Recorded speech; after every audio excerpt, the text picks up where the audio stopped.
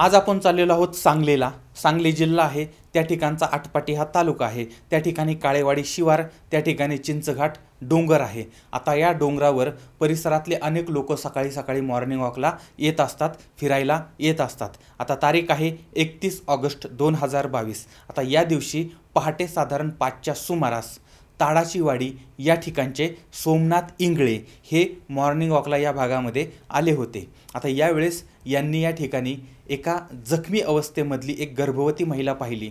आता त्यांनी त्या महिलेची विचारपूस केली, तिची ही अवस्था कोणी केली, का केली याच्याबद्दलची माहिती घेतली आणि पोलीस मदत केंद्राला संपर्क केला. थोड्याच वेळात त्या ठिकाणी पोलीस आले, ॲम्ब्युलन्स आली आणि ही जी जखमी महिला आहे त्या महिलेला सांगलीच्या सरकारी दवाखान्यामध्ये दाखल करण्यात आलं. आता पोलिसांनी डॉक्टरांनी तपासणी केली आणि यावेळेस या महिलेचा जीवाचा धोका जो आहे तो धोका टळलेला होता. त्याचबरोबर ती हिच्या पोटामधलं जे बाळ होतं ते बाळसुद्धा सुखरूप होतं. आता डॉक्टरांनी याच्यावरती उपचार केले, ती थोडी स्थिर स्थावर झाली. त्यानंतर पोलिसांनी या महिलेकडून जबाब घ्यायला सुरुवात केली, चौकशी करायला सुरुवात केली. आता त्यावेळेस या बाईनं जे सांगितलं ते अत्यंत धक्कादायक होतं, मनसुन्न करणारं होतं आणि अत्यंत क्लेशदायक अशा पद्धतीचं होतं. वास्तविक पाहता काल रात्री ही जी महिला आहे त्या महिलेला ठार मारण्यासाठी, तिची हत्या करण्यासाठीच त्या भागामध्ये तिला आणलेलं होतं. किंबहुना मारेकऱ्यांनी तिला ठार मारलंसुद्धा होतं, पण केवळ दारूच्या पुण्याईमुळे या महिलेचा जीव वाचलेला होता. आता हा नक्की प्रकार काय होता, तर याची सुरुवात होते ओडिसा राज्यामधून.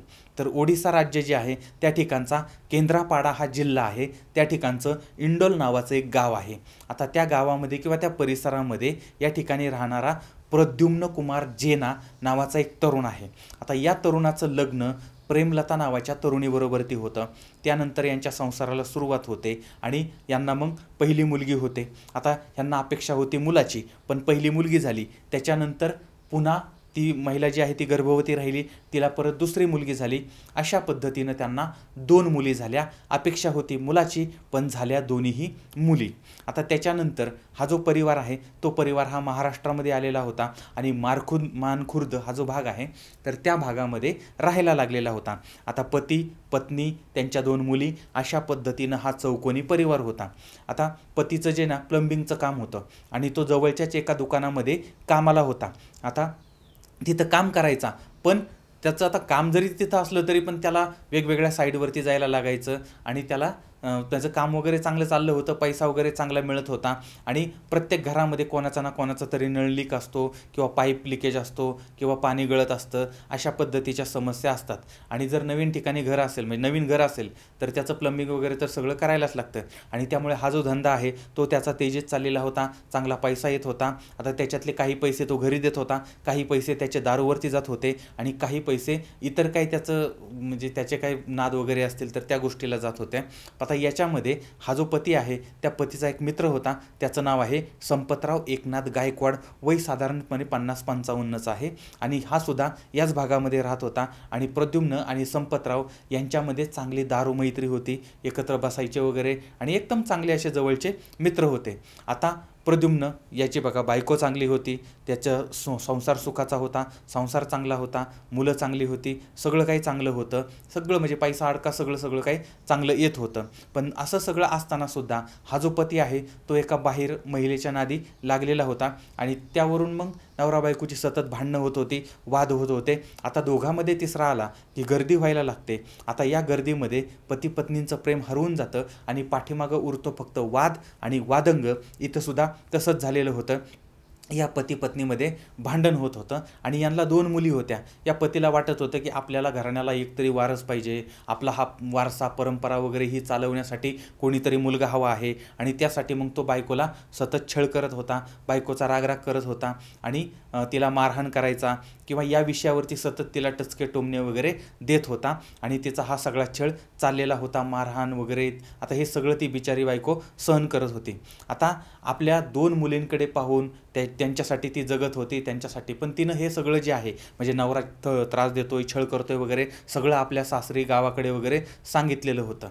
आता हे सगळं चाललेलं होतं, ती कसं तरी सहन करत होती. याच्यामध्येच काही दिवसांनी पुन्हा ही जी पत्नी आहे प्रेमलता, हिला दिवस गेले.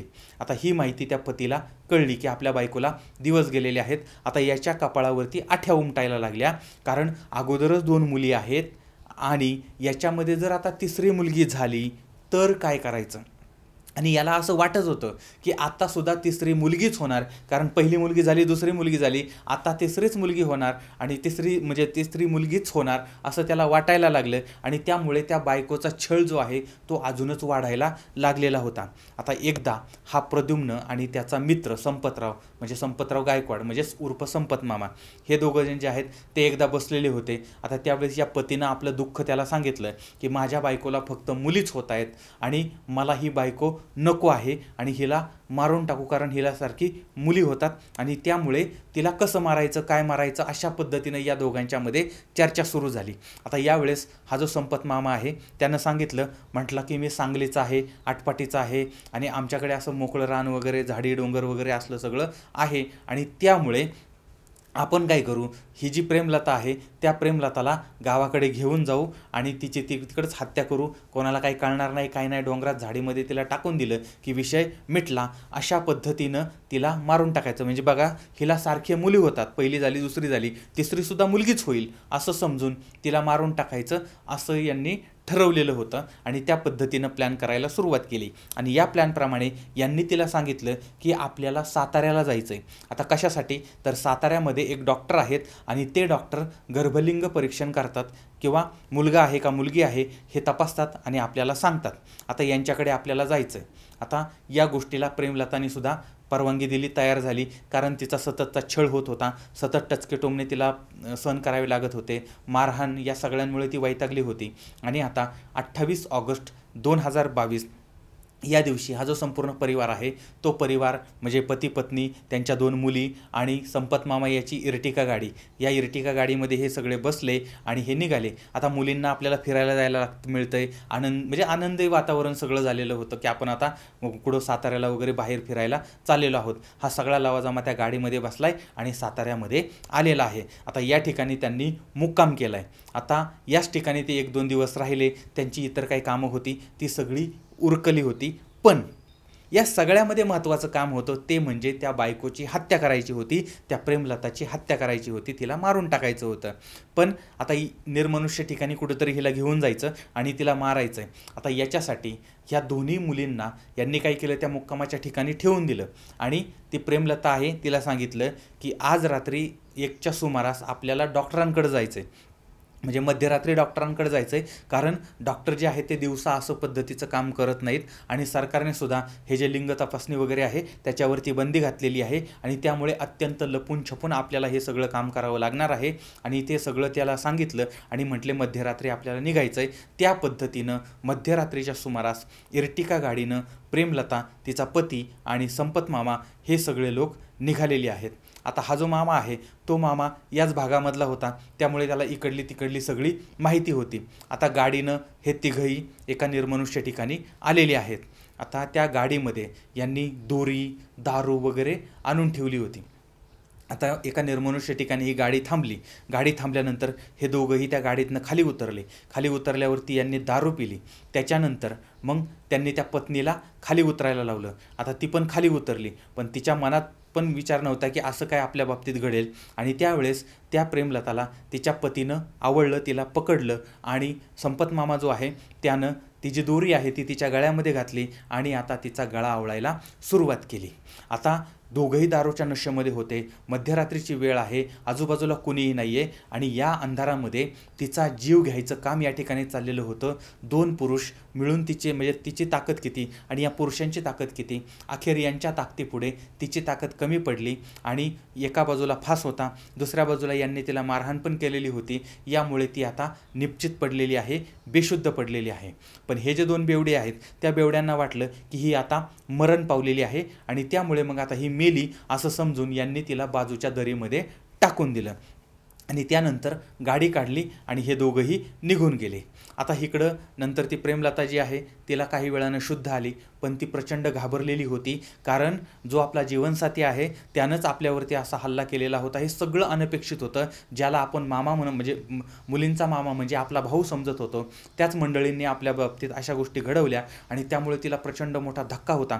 म्हणजे एका बाजूला तिला मारण्याचा झालेला प्रयत्न आणि दुसऱ्या बाजूला तिला जो मानसिक धक्का बसला होता तो, याच्यामधून तिला सावरायला वेळ लागला. ती घाबरून त्याच ठिकाणी तशीच बसली आणि नंतर काही वेळांनी काही तासांनी तांबडं फुटायला लागलं, दिवस उजाडायला लागला आणि मग त्या भागातले लोक मॉर्निंग वॉकला जायला यायला लागले. आणि यावेळेस मग कोणीतरी ते म्हणजे मी आता नाव सांगितलं, त्याचबरोबर इतर जी मंडळी आहेत त्यांनी पण प्रेमलता यांना मदत केली आणि पोलिसांना कळवलं आणि पोलिसही त्या ठिकाणी आले आणि त्यानंतर मग पुढची जी कायदेशीर प्रक्रिया आहे ती प्रक्रिया पोलिसांनी करायला सुरुवात केली. आता ही सगळी माहिती पोलिसांना समजली. याच्यामध्ये आता हे जे 2 नराधम आहेत त्यांचा शोध सुरू झालेला होता. आता यावेळेस पोलिसांना असं कळलं की हे दोघंजण जे आहेत ते पुण्याला गेलेले आहेत. मग पोलिसांची टीम जी आहे ती त्यांच्या मागावरती होती आणि हे दोघंजण पुणा स्टेशनवरती होते आणि या ठिकाणावरून ते ओडिसाला पळून जाणार होते.